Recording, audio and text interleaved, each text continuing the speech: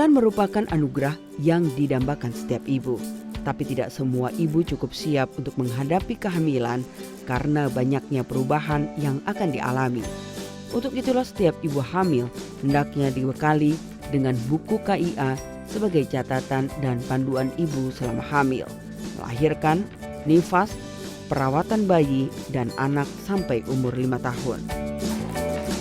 Kelas ibu dikembangkan untuk 2 sasaran, yaitu kelas ibu hamil dengan sasaran ibu hamil dan kelas ibu balita dengan sasaran ibu yang mempunyai balita. Pada kesempatan ini akan diceritakan dari kacamata seorang bidan yang ditempatkan di sebuah daerah di wilayah Puskesmas Parung.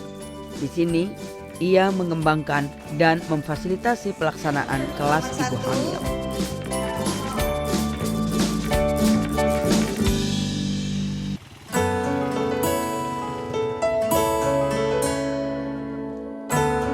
Pagi baru saja datang, matahari pun belum begitu tinggi. Namun ibu-ibu hamil Desa Iwul di wilayah Puskesmas Parung, Kabupaten Bogor sudah berkumpul di balai desa. Mereka sedang menunggu kedatangan bidan desa yang akan memfasilitasi pelaksanaan kelas ibu hamil.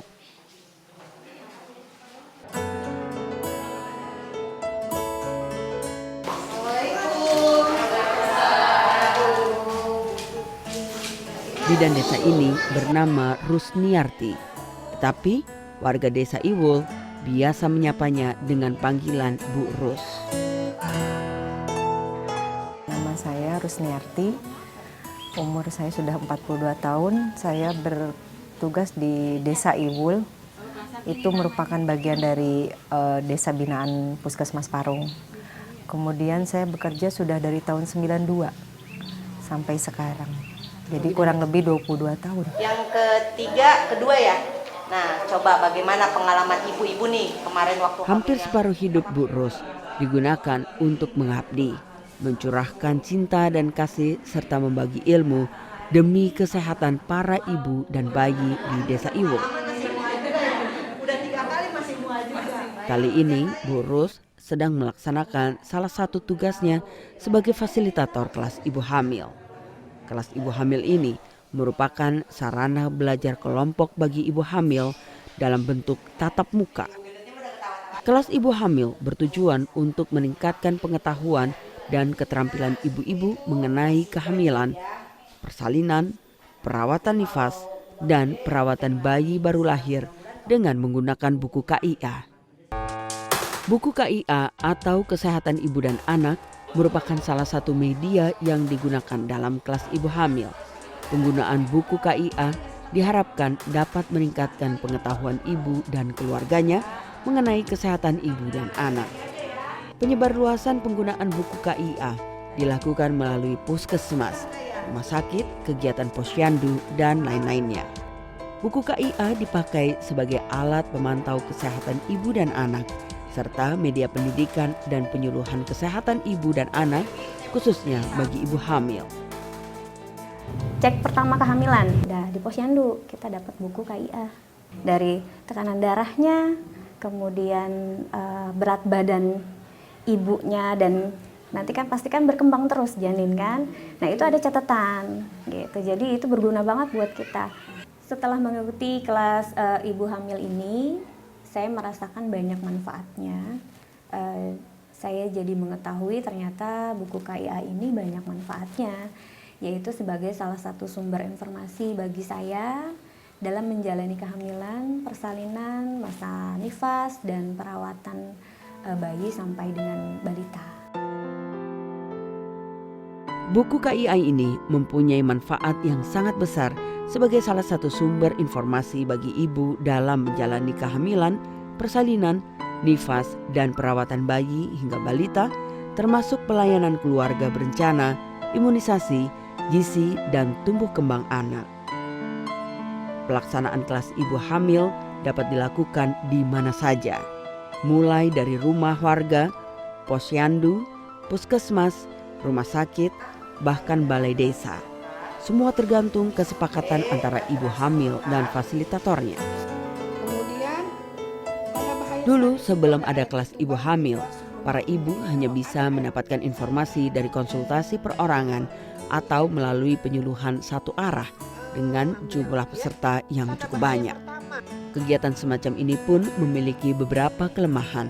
Misalnya, pengetahuan yang diperoleh ibu hanya terbatas pada masalah kesehatan yang sedang dialami pada saat itu.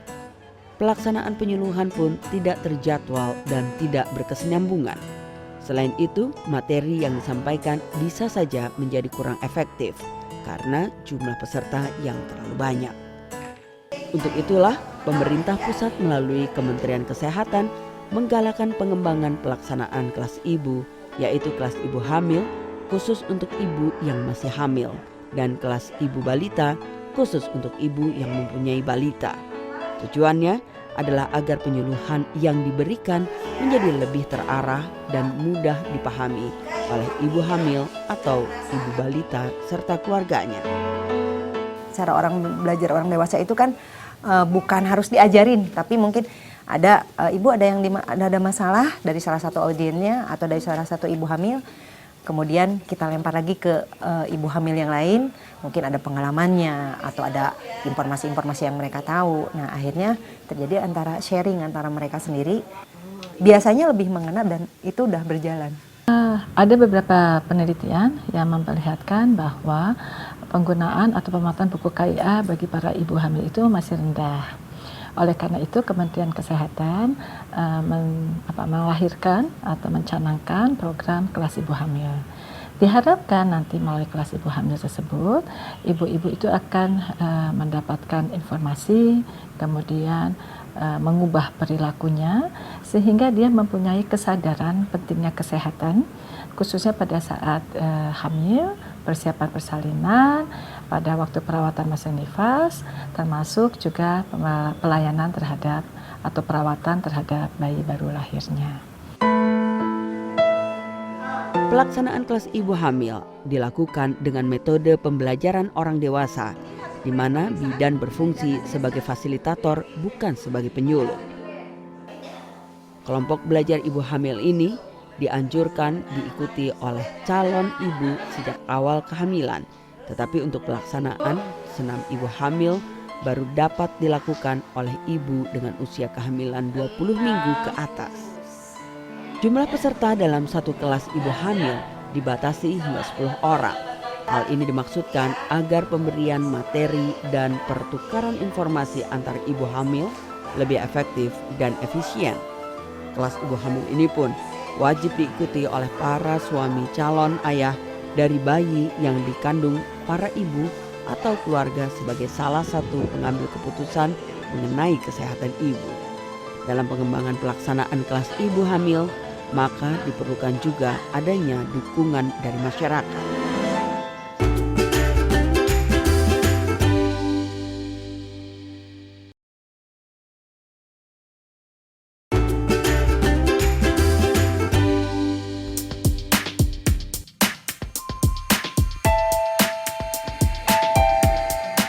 Sebelum kelas ibu hamil dikembangkan di suatu wilayah, sosialisasi menjadi hal yang penting untuk dilakukan. Sosialisasi dilakukan kepada para perangkat desa, tokoh masyarakat, tokoh agama, kader, serta ibu-ibu PKK. Dalam sosialisasi ini, mereka diundang untuk datang ke balai desa dan akan diberikan informasi yang jelas oleh kepala puskesmas dan bidan koordinator mengenai pentingnya pengembangan kelas ibu hamil dalam upaya meningkatkan kesehatan ibu di wilayahnya. Desa Iwul merupakan salah satu dari 9 desa yang menjadi binaan Puskesmas Parung di Kabupaten Bogor. Di tingkat kecamatan kami melakukan sosialisasi dengan lintas sektor, ya, mulai dari camat, seluruh kepala desa yang ada, bagaimana pelaksanaan kelas ibu hamil harus dilaksanakan di seluruh desa yang ada. Kami bikin komitmen, judulnya adalah Gerakan Bersama Peduli Kesehatan Ibu dan Anak. Nah, itu kami membuat komitmen, sebenarnya komitmen ini dibangun mulai dari tingkat kabupaten. Dari mulai pimpinan, bupati, setda, kami melakukan komitmen bersama. Nah, ini ditindaklanjuti untuk di masing-masing kecamatan. Nah, di kecamatan kami juga membuat komitmen bersama dari mulai Pak Camat, Kepala Desa, tokoh masyarakat yang ada, bahwasanya kesehatan ibu dan anak ini tanggung jawab kita bersama. Gitu. Salah satunya adalah melalui optimalisasi kegiatan kelas ibu hamil. Sosialisasi pada warga merupakan salah satu tahapan awal dalam pengembangan pelaksanaan kelas ibu hamil di suatu daerah. Sosialisasi ini perlu dilakukan dalam rangka menunjang keberhasilan pelaksanaan kelas ibu hamil ke depannya. Pertemuan ini sebaiknya melibatkan tokoh agama, tokoh masyarakat, dan lintas sektor terkait.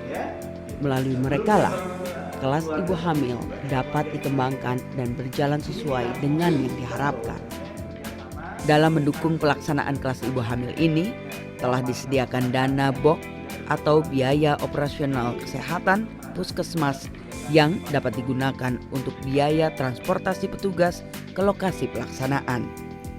Biaya konsumsi juga dapat menggunakan dana ini, tetapi jumlahnya masih terbatas dan perlu masuk dalam rencana di Lokakarya Mini Puskesmas. Kemarin yang jelas pertama yang disosialisasikan kan manfaat dan sebagainya ya tentang ibu hamil, kelas ibu hamil. Tapi kemarin ada kesepakatan yang ini disetujui baik oleh desa dan puskesmas, kemudian oleh masyarakat yang peminat kesehatan ibu dan anak juga, itu harinya hari Minggu gitu ya. Kemudian pada minggu pertama jamnya kita tetapkan itu setengah 8 sampai jam 9-an, bertempat di balai desa karena ruang lingkup untuk mencapainya lebih mudah dari warga kita. Untuk dukungan dari tokoh masyarakat itu saya rasa sangat penting Mbak ya dalam keberlangsungan kelas ibu hamil. Di sini kami sangat mengharapkan terutama dalam upaya menggerakkan ibu hamil dan suaminya supaya mau menghadiri kelas ibu hamil. Kami juga memberikan dukungan dengan memberikan alokasi dana desa kami di antara ADD kami untuk pelaksanaan kelas ibu hamil. Dana itu dapat digunakan untuk keperluan snack. Pada setiap kali pertemuan kami juga menyediakan tempat untuk pelaksanaan acara tersebut. Kalau penjelasan penting kelas ibu hamil itu diberikan oleh bidan kepada tokoh-tokoh masyarakat, perangkat desa yang ada di community itu, maka mereka pasti mendukung karena tahu bahwa kalau mengikuti kelas ibu hamil itu akan menjadi penting, bukan hanya untuk ibu hamil, buat keluarga, dan masyarakat harusnya ikut berpartisipasi karena misalnya di kelas ibu hamil diajarkan bahwa kalau ada tanda-tanda bahaya dan harus dirujuk. Dan nggak mungkin suaminya membawa ibu itu sendiri dari desa. Pasti perlu partisipasi masyarakatnya kan, untuk supaya dia bisa membantu memfasilitasi membawa ke tempat rujukan. Melalui sosialisasi seperti inilah, warga diharapkan menjadi lebih mengerti akan arti pentingnya kelas ibu hamil, sehingga mereka dapat memotivasi ibu hamil dan keluarganya untuk mengikuti kelas ibu hamil. Selain dukungan tokoh masyarakat dan warga, suami juga memegang peranan penting bagi kesehatan calon ibu dan anak. Itulah sebabnya para suami siaga ini diharapkan datang minimal 1 kali pada kelas ibu hamil. Yang jelas kan sekarang kehamilan itu kan bukan miliknya ibu hamil saja, ya kan. Sebagai suami harus punya perhatian, harus punya interest ya, bahwa istrinya hamil ini harus bagaimana mereka. Assalamualaikum warahmatullahi wabarakatuh. Awalnya memang tidak mudah bagi Bu Rus meyakinkan para suami untuk datang ke kelas ibu hamil. Namun berkat kerjasama dengan para kadernya yang ulet, para suami ini pun akhirnya mau ikut dalam pelaksanaan kelas ibu hamil. Sebetulnya kemarin juga ada yang sempat nolak ya, tapi begitu dengan gayanya mereka gitu kan. Nah itu terkemukakan gitu. Emang itu yang menghamilin siapa gitu kan. Ya saya, ya kalau misalnya kamu nggak mau merhatiin, biarin saya cariin suami yang lain kan, seperti itu. Kata saya kok sampai kepikiran seperti itu, tapi ternyata jadi malu kan si suaminya. Ya Bu, ntar saya yang datang gitu kan, jadi ngegos lah gitu. Gambarnya bahwa Rasanya kayak pertama ya, masa sih ya bapak-bapak disuruh ikut-ikutan kayak gini gitu ya, tanda tanya di hati. gimana ntar nih ketemu orang-orangnya, malu nih saya gitu. Tapi begitu sampai ke lokasi ya perasaan saya enjoy aja gitu. Malah saya senang berbagi sama yang belum berpengalaman gitu.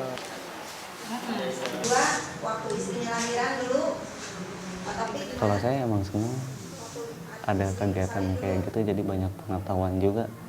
Kadang kan seorang suami itu masa bodoh dengan hal itu kebanyakan, ibarat kata. Cuma mempersiapkan untuk melahirkannya aja.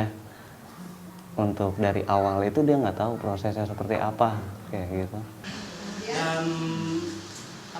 Begitu banyak yang bisa didapat para suami di kelas ibu hamil ini. Selain dapat bertukar pengalaman, mereka pun juga memperoleh ilmu tentang tanda-tanda bahaya kehamilan serta persiapan persalinan. Peran suami dalam tanda kutip dari beberapa asesmen itu memberikan dukungan moral, itu membuat si ibu tuh menjadi lebih nyaman.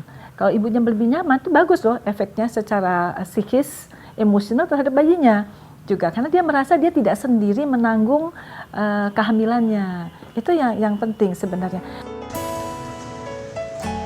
Dukungan warga masyarakat memang penting dalam keberhasilan pelaksanaan kelas ibu hamil. Namun satu hal yang tak kalah pentingnya bagi ibu hamil adalah dukungan dari orang tercinta, suami dan keluarga. Dengan dukungan dari sang suami dan juga keluarga, istri akan lebih bersemangat untuk terus meningkatkan kesehatannya dan kesehatan bayi yang dikandungnya.